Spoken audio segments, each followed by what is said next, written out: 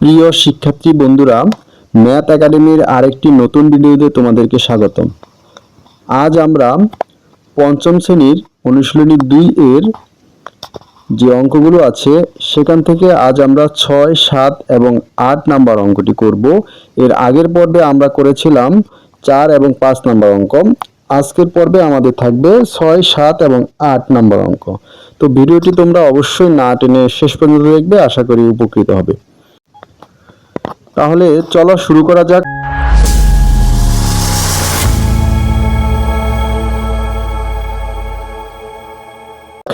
প্রথম অঙ্কটি অর্থাৎ 6 নম্বর অঙ্কটি কি বলেছে আমরা একটু পড়ি।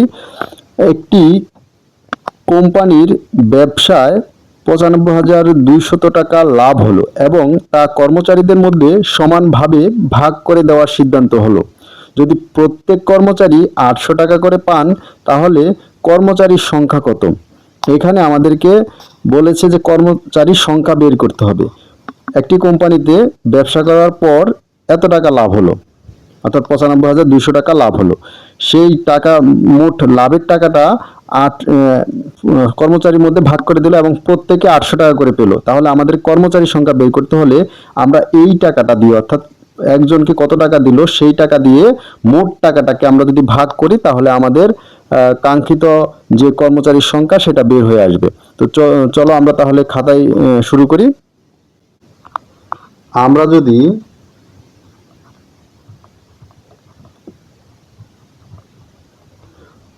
যদি এই যে 95,200 টাকাকে 800 টাকা দ্বারা ভাগ করি তাহলে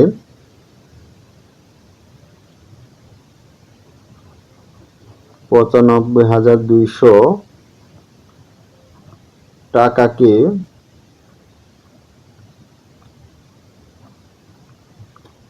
800 টাকা দ্বারা ভাগ করি তাহলে কি দ্বারা আমরা একটু করে দেখি।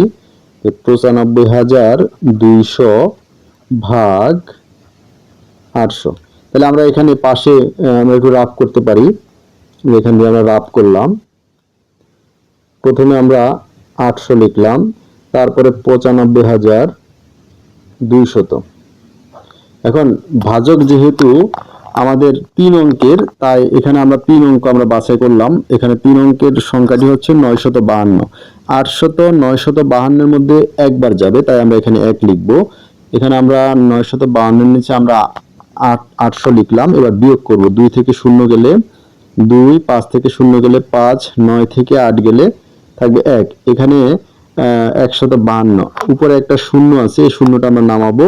2টা শূন্য আছে, এখান থেকে আমরা একটা শূন্য নামাবো। তারপরে এখানে হয় 1520। এবার 800 1520 এর মধ্যে কতবার যাবে? এখানে আমরা জানি যে 8 দুগুণে 16, অর্থাৎ 800 দুগুণে 1600, কিন্তু এখানে আছে 1520, তার মানে 2বার যাবে না, আমরা একবার দিতে পারি। একবার দিলে হবে 800। এবার যদি আমরা আবার বিয়োগ করি তাহলে কত হয়? 0 থেকে 0 গেলে 0, 2 থেকে 0 গেলে 2, 15 থেকে 8 গেলে থাকবে হলো 7, হাতে আছে 1, 1 থেকে 1 গেলে 0। আচ্ছা, এখানে এখনো একটি শূন্য বাকি আছে, তাহলে আমরা উপর থেকে আরেকটি শূন্য নামাবো। এবার যদি আমরা 7,200 এর মধ্যে 8 কতবার যায়? আমরা যদি এই যে এখানে সার্থক অঙ্ক আছে 8, এখানে সার্থক অঙ্ক আছে 72, তাহলে 8 72 এর মধ্যে কতবার যায় আগে আমরা সেই জিনিসটা চিন্তা করি। 8 নং 72 মানে 9 বার যাবে। যদি আমরা 9 বার দেই তাহলে 8 নং 72, এখানে 2টা শূন্য আছে, শূন্য লিখে দিলাম। এবার আমরা বিয়োগ করলে এখানে শূন্য থাকবে। তাহলে এখানে আমরা ভাগফল পেলাম কত? ভাগফল পেলাম 119। এখন যেহেতু আমরা 119 এখানে পেয়েছি, তার মানে এই 100 এখানে বলেছে যে তাহলে কর্মচারীর সংখ্যা কত? আমরা 800 টাকা করে প্রত্যেককে আমরা 800 টাকা করে দেওয়ার পর 95,200 টাকা আমরা 119 জনের মধ্যে, 19 জন কর্মচারীর মধ্যে আমরা ভাগ করে দিতে পারবো। তাহলে কর্মচারীর সংখ্যা হবে 119। তাহলে আমরা সেটাই লিখবো যে সুতরাং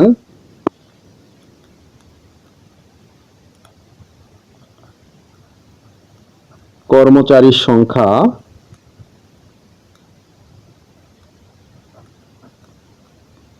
সমান সমান 119 জন।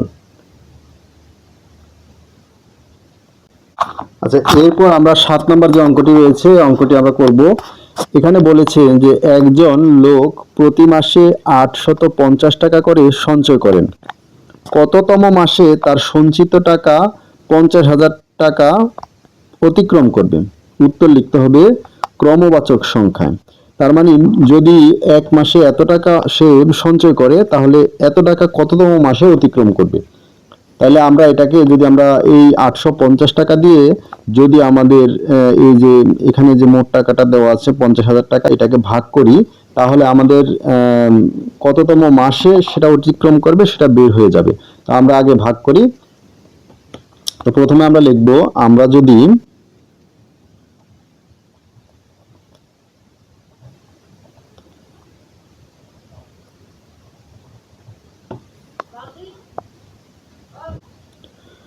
$50,000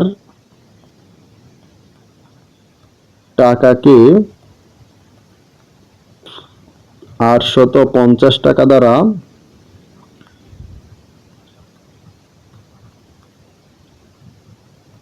ভাগ করি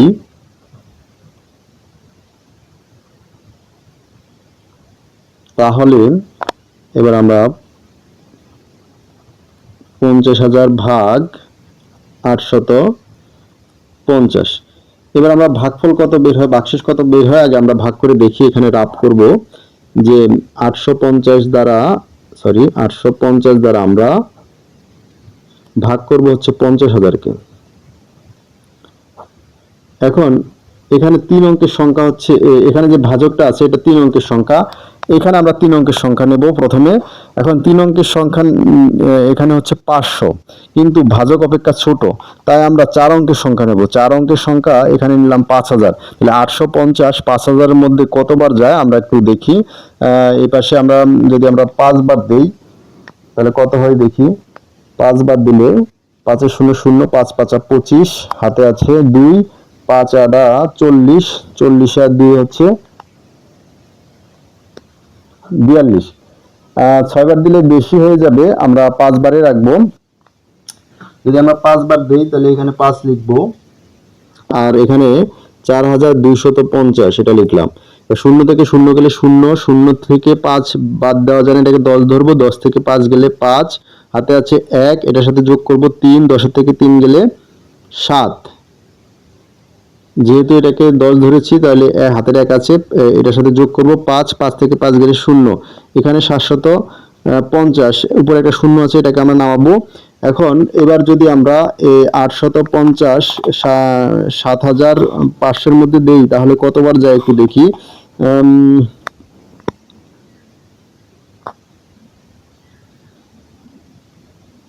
যদি আমরা 9 বার দিই তাহলে কত হয় একটু দেখি। 850 গুণ হচ্ছে 9, 9 0 0, 5 9 45-এর 5, হাতে আছে 4, তারপরে 8 9 72, 72 আর 4 হচ্ছে 76, তাহলে বেশি হয়ে যায়। এবার আমরা 8 বার দিয়ে দেখব। 850 যদি আমরা 8 বার দিই, 8 এ 0 0, 5 8 40-এ 0, হাতে আছে 4, 8 8 64, 64 আর 4 68, আমরা 8 বার দেব। তাহলে এখানে লিখব 8, 6,800। 8 বার দিলে হয় 6,800। এবার যদি আমরা বিয়োগ করি তাহলে 0 থেকে 0 গেলে 0, 0 থেকে 0 গেলে 0, 15 থেকে যদি 8 বিয়োগ করি আমরা তাহলে হবে 7। তাহলে আমরা এখানে লিখব 7, হাতে যেহেতু 1, এটা যেহেতু 15 এর সাথে 1 আছে, এই 6 এর সাথে যোগ করলে হবে 7 থেকে 7 গেলে 0, থাকবে অবশিষ্ট হচ্ছে 700। তাহলে এখানে ভাগফল দাঁড়ালো হচ্ছে 58 এবং ভাগশেষ দাঁড়ালো 700। তাহলে আমরা এই জিনিসটা আগে লিখি যে ভাগফল হলো 58 আর ভাগশেষ 700। এখন আমাদেরকে বলেছে যে একজন লোক প্রতি মাসে 800 টাকা করে সঞ্চয় করে, কততম মাসে তার সঞ্চিত টাকা 50,000 টাকা অতিক্রম করবে। এখন যখন আমরা 58তম মাসে সঞ্চয় জমা দিলাম, জমা দেওয়ার পরে আমাদের পুরোপুরি 50,000 টাকা অতিক্রম করেনি, আমাদের এখনো 700 টাকা অবশিষ্ট রয়েছে। তার মানে আমাদেরকে অতিক্রম কততম মাসে সঞ্চিত 50,000 টাকা অতিক্রম করবে, এটা এটা জানতে চাওয়া হয়েছে বা এটা বের করতে বলা হয়েছে। তাহলে 58তম মাসে আমাদের 50,000 টাকা অতিক্রম করছে না, তাহলে কি করতে হবে? আমরা যদি 50,000 টাকা অতিক্রম করতে হয়, তাহলে আমাদেরকে আরো এক কিস্তি সঞ্চয় করতে হবে, আরো 1 মাস আমাদের সময় বেশি লাগবে। তাহলে আমরা উত্তরটা কি লিখতে পারি? আমরা আগে এটা লিখতে পারি যে 58তম মাসে টাকা জমা দেওয়ার পরও এখনো 700 টাকা অবশিষ্ট বা 700 টাকা বাকি থাকে, তাহলে আমরা এটা লিখতে পারি যে 58 যোগ 1 অর্থাৎ 59তম মাসে আমাদের সঞ্চিত টাকা 50,000 টাকা অতিক্রম করবে। 58তম মাসে টাকা সঞ্চিত করার পরেও 700 টাকা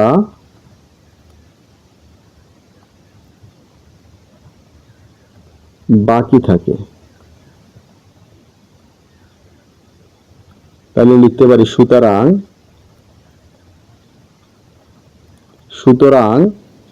58 যোগ 1 সমান সমান 59তম মাসে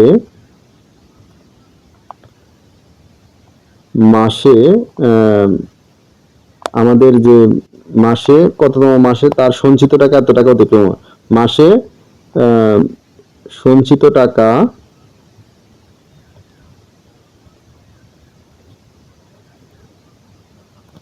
50,000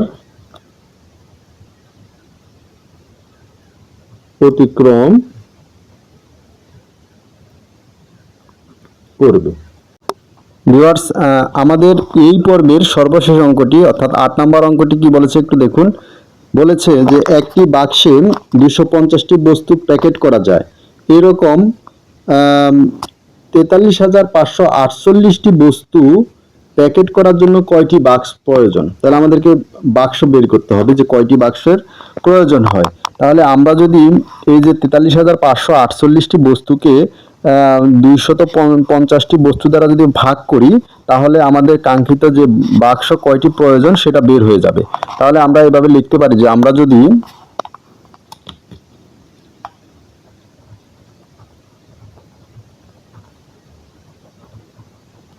43,548 কে 250 দ্বারা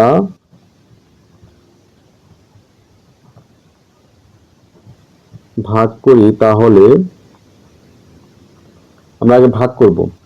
তাহলে ভাগ করলে প্রথমে আমরা এটা লিখব ভাজ্য 43,548 ভাজক হচ্ছে 250। এখন আগে আমরা রাফ করে বের করব যে ভাগফল কত হয়, ভাগশেষ কত হয়। তাহলে আমরা আগে 250কে লিখব। এবার আমরা 43,548 আমরা লিখলাম। এবার এখানে ভাজক আছে তিন অঙ্কের সংখ্যা, এখানে 3 অঙ্ক আমরা নেব 435। তাহলে 435-এর মধ্যে 250 কয়বার যায়? আমরা জানি 250 দুগুণে হচ্ছে 500, তাহলে 2 বার দিলে বেশি হয়ে যাবে, আমরা একবার দেব 250।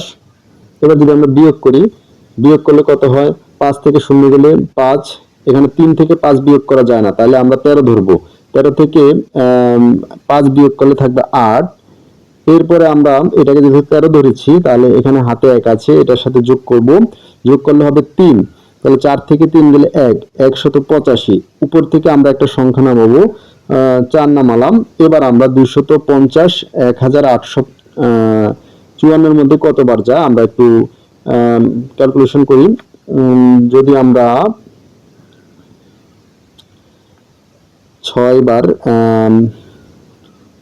7 বার, আমরা যদি 7 বার দিই তাহলে কত হয়? 7 বার দিলে 7 শূন্য শূন্য, 5 7 35 5, হাতে আছে 3, 7 দুগুণে 14, 14 আর 3 হচ্ছে 17, 1750, এখানে হচ্ছে 1854, তাহলে এটা যেতে পারে। আমরা 7 বার দেব, 7 বার দিলে 1750 আমরা লিখলাম। এবার যদি আমরা বিয়োগ করি, 4 থেকে 0 গেলে 4, 5 থেকে 5 গেলে 0, 8 থেকে 7 গেলে 1। এখন উপরে আরো একটি সংখ্যা আছে, এটা আমরা নামাবো। এখানে আছে 8, 8 নামালাম। এবার আমরা 250, এর মধ্যে কতবার যায়? 250 4 বার যাবে, 4 25 100, অর্থাৎ 4 250 হচ্ছে 1000। তাহলে আমরা যদি এখানে 4 বার দিই তাহলে 1000 হবে, 1000, এবং অবশিষ্ট থাকবে 48। এখন তাহলে আমরা এখানে ভাগফল পেলাম কত? 174, এবং ভাগশেষ পেলাম হচ্ছে 48। আমরা সেটাই লিখব যে ভাগফল 174 এবং ভাগশেষ হলো 48। আমাদের এখানে কি বলেছে যে একটি বাক্সে 250টি বস্তু প্যাকেট করা যায়। এইরকম 43,548টি বস্তু প্যাকেট করার জন্য কয়টি বাক্স প্রয়োজন? আমরা একটি বাক্সে 250টি আমরা বস্তু প্যাকেট করি। এখন আমাদের এখানে অবশিষ্ট রয়েছে 48টি বস্তু দিয়ে কি আমরা একটি প্যাকেট করতে পারবো বা একটি বাক্স তৈরি করতে পারবো? এখন যেহেতু পারবো না, তাহলে আমরা 174টি বাক্স আমরা তৈরি করতে পারবো। অর্থাৎ এতটি বস্তু প্যাকেট করার জন্য আমাদের 174টি বাক্স প্রয়োজন। 48টি আমরা এটা আলাদা রেখে দেব। তাহলে আমরা উত্তর হিসেবে এটা আমরা লিখতে পারি। সুতরাং 174টি